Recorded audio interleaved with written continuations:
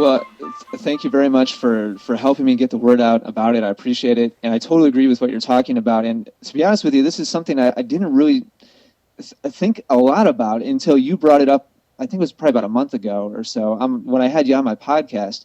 And several people actually commented on that after listening to that episode. And I think that's such an important connection to make between the body and the eyes and the oncoming ball. Because, you're absolutely correct. If you can't actually put your body in the right position and be able to judge correctly the oncoming ball, then technique-wise, you're going to be uncomfortable. It's going to be awkward, and nothing's going to work properly. So it's an incredibly important thing to improve. Let's take a couple questions here, Ian. This one's from Peter. He says he's got a day job, often can't get out on the court the day before a big match. Talk a little bit about visualization exercises that he can do right there in his office. Ooh, good question, Peter. I like that. Well, first of all, it's not necessary per se to get out on the court the day before. Brent and I talked about getting out on the court and not overthinking things, etc. But it's not a must. You don't have to do that. I think that doing some stretches like what we showed a few minutes ago can be great. And obviously you can do that, you could probably do that in the office if you wanted to, but it only takes 5-10 minutes. You could do that once you get home. You don't have to be on a tennis court to be able to do that. As far as visualization specifically, I like what Brent was talking about before. And I mean, these are things that you can think about during, your lunch break or, even when you have a desk job. There's obviously ups and downs in terms of activity, and you might have 5 minutes here or there where there's not a whole lot going on. And I think the most important thing is what we were talking about before, is keeping things realistic. Have positive thoughts, but don't be incredibly outcome based with your thoughts. I think that's really important, because when you visualize, and the only thing that you visualize is you holding the trophy and seeing your opponent, walk off the court sulking and upset because you crushed them, which is obviously what everybody wants. But when that's the only thing that you're thinking about, and then you walk out onto the court and you have some adversity, whether that be that your opponent is better than you, that just could honestly be the case. They're playing better than you that day. Maybe a certain stroke that you have isn't working as well as it typically does. When the only thing that you visualize is an outcome, and yes, I'm going to win, I'm going to win, I'm going to win, and then you have adversity, typically players react very negatively emotionally, and there can be a big downward spiral, like what I was describing earlier. So be careful about that. And Brent talked about that. Make sure that you temper your visualization with a little bit of, okay, how am I going to handle this situation? My serve gets broken. How am I physically and emotionally going to react? Am I going to throw a temper tantrum, or am I going to be cool, calm, and collected and think about how I'm going to get the break back? And so I think it's just important to be realistic. Don't be all positive. Don't be all negative either. You have to be somewhere in between. Those are good thoughts. Jim is asking a really good question here about, do you see any value in hitting ground strokes out of a ball basket as opposed to using a ball machine or a partner in the pre-day routine? And let me put my 2 cents in first, Ian, and then I'll have you add to it. I do see some value. I think, when we drop a ball and start a rally, too often what I see is players just kind of pull the ball out of the pocket and just kind of slop the forehand over just to get the rally started. And Sure. To me, what that reinforces in your brain is that this is how I hit a forehand grounding. And I think that one of my pet peeves is that players don't do that, is that every time you get an opportunity to start a rally, is that you pull the ball out of the pocket, you take a moment to sort of get into a normal ready position, you turn into your set position, you drop the ball exactly where you want that point of contact to be, and you have a little rhythm hit for that, that little 2 or 3 second experience right there, and you do it absolutely perfectly, so you tell your brain this is how I want to hit my forehand, or this is how I want to hit my backhand. The other thing I would say with this, Jim, is to make sure that you don't evaluate how you're hitting the ball. It's one thing to take a ball out of the basket and hit it over, but it's easy to sort of evaluate, how clean is it, how well am I going to play tomorrow, that kind of stuff. The other thing I would do is that if you don't have a ball machine or partner, is that you can also get some movement into that drop and hit, where you could actually, toss the ball 2 or 3 steps away from you, and even if it bounces twice, at least it gives you an opportunity to kind of move over there and think about the spacing that you want in relation to that forehand or that backhand. So it's just not to where you're, dropping and hitting, excuse me, just dropping and hitting the ball where it doesn't require any movement. The other thing I would tell you, Jim, is make sure that you hit some serves, not just groundies. And if you can't get on the ball machine, or if you can't get a partner, if you've got a backboard, the backboard is awesome. Great way to get some footwork going, and a great way to work on your spacing, your strokes, and that kind of thing. Ian, how do you feel about that? Well, his question was, can there still be value in that, just taking balls out of the basket and hitting? And I think, yeah, there can be value for sure. I don't think it's not ideal, obviously. I think out of all the suggestions you just gave, Brent, I think, getting a partner would be ideal. Then after that, if you can get a ball machine, I think that would be second best. And I agree, Brent, that hitting against a wall would be better, but probably not as good as a ball machine or partner. And then I think last would be hitting balls out of a basket, which I think is better than nothing, for sure. In addition to what you said, Brent, I would say that have a target. Put a target out there. Put a couple targets out there, and practice your accuracy.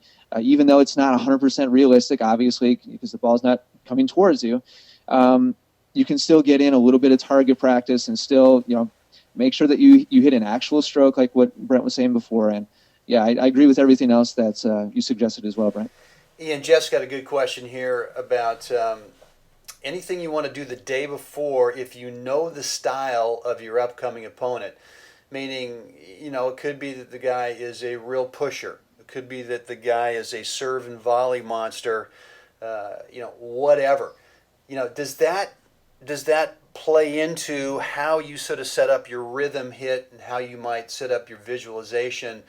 And for me, Jeff, absolutely. I mean, I need to visualize, what's going to happen tomorrow in terms of the types of balls that I'll be playing, and sort of, for me, it's more the mindset. It's mentally, what am I going to have to deal with here, and especially against pushers, where mentally it's a big time challenge. So I need to visualize.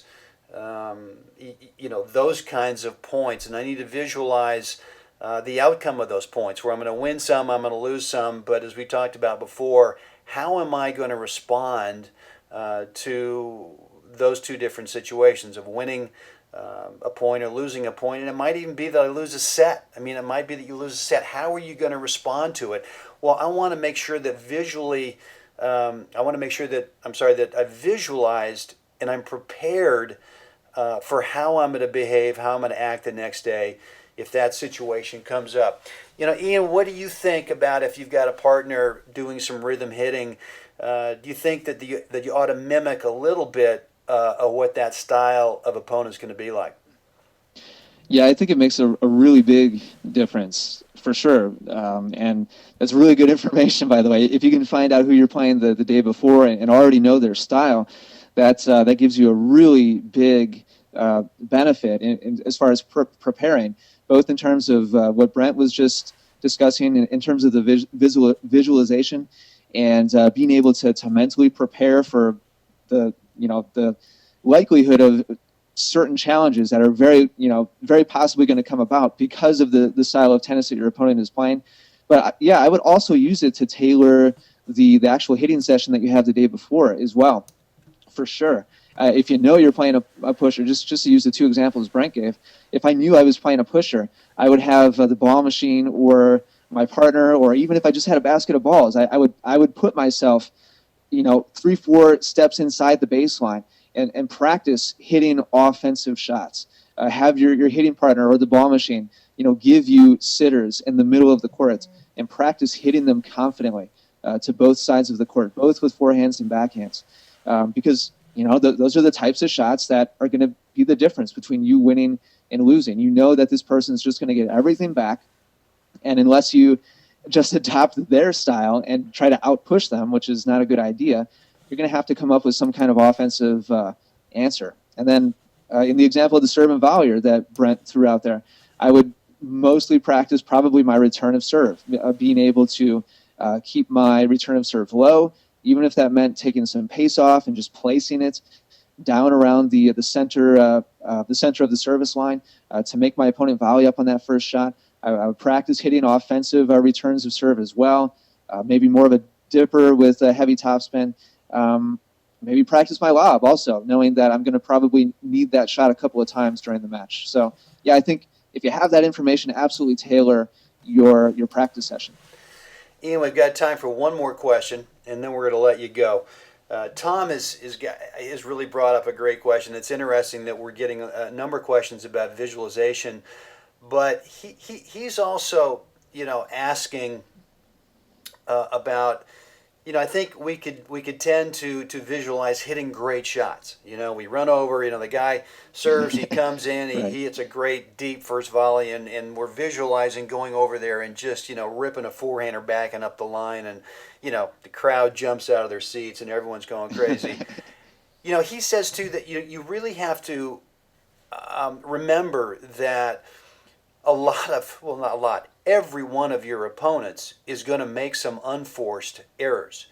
And that you don't have to visualize, like I just said, hitting great shots. You can also visualize some rally balls. You can visualize yourself staying back in the baseline and just working the ball 4 or 5 feet over the top of the net, going cross court, having it land somewhat deep, and hitting 3 or 4 of those, and visualize your opponent missing a shot.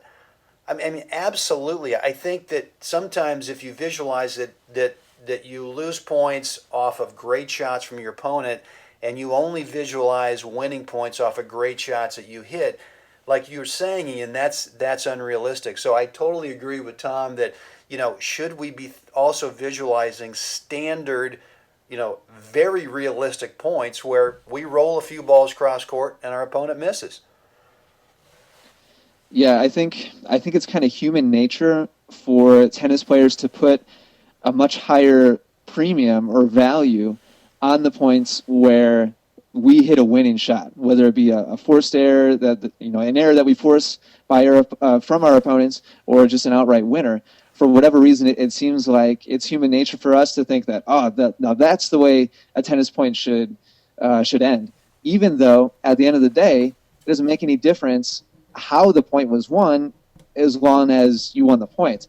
And so there's you don't get bonus points for hitting a winner. You don't get bonus points for being crafty and outfoxing your opponents, and whatever, however it might be that is most satisfying for you to ultimately win a point outright from your opponent. You don't get any extra points than the ones where, like what Brent is describing. You just hit 2 shots down the middle and they screw up. And I think a lot of times tennis players make being successful more difficult than it has to be.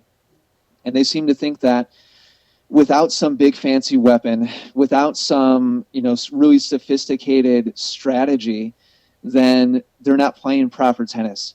When, this is why pushers are so effective, and this is why pushers can be so frustrating to play, because they have the easiest strategy in the world. They have the simplest strategy in the world, but it's effective because they're consistent and they just put the ball in play. And they realize, they understand, and they've accepted that they don't get bonus points for hitting the ball hard. Now, if you can hit the ball hard and consistent, then great, and you're going to be a better player because of it. But yeah, definitely remember that there are no bonus points for hitting winners when tallied up next to your opponent just making unforced errors, and it's perfectly legitimate to win a match because your opponent screwed up more than you do. And that's, I mean, to be honest about it, that's really the biggest determining factor in most tennis matches is who screwed up more. And so, yeah, don't overthink it. It doesn't have to be complicated. Good stuff, Ian. Really appreciate your time today. First of all, guys, feedback, comments, questions. You know I always want to see what's on your mind, and the place to do that today, rather than sending me an email, what I'd like you to do is go over to the Players Workshop, and you see the URL there in front of you, and then find that post that's dated July 27th. And go ahead and leave me some comments and feedback. You know, what do you like on this? What did you not like? If you've got any more questions that weren't answered today by either me or Ian, you know, that's the place to ask them. I'll be in there, and I'll ask Ian to snoop around over there too from time to time later today and see if there's anything that he can answer. Upcoming next week, we've got a special guest. Some of you may have heard of this gentleman. His name is Johan Creek, a former two-time Australian Open champion. He's going to help us with the transitional shot after our serve in both singles and doubles. You know, I know it's going to be really informative. It should be a great webcast. And so look for an email from me in the next day or two with details of how to get registered for that webcast. Ian, hey man, thank you so much. I really appreciate your time today, and really hoping that you get you know, a lot of action on your new fitness program. It's really a great program. I highly endorse it. But Ian, thanks so much for your time this morning. Hey, Brent, it's really been a pleasure talking to you, and I really hope that what we've talked about today is going to be helpful to your audience. And I'll have to have you back on the podcast again sometime soon. I like our discussions. It's just always great, you know, just sharing notes back and forth with other tennis teachers, and especially other tennis teachers that, now that I'm doing my website full time, other tennis teachers that are doing it online. I think it's great to collaborate, and thank you very much for having me as your guest. I really appreciate it. Well, we will definitely get you on again. Guys, that's it for today. Thanks very much for being with us. And again, any comments, questions, feedback, go ahead over to the Players Workshop and look for that post. Signing off. I will be in touch with you guys soon. Have a great day out there.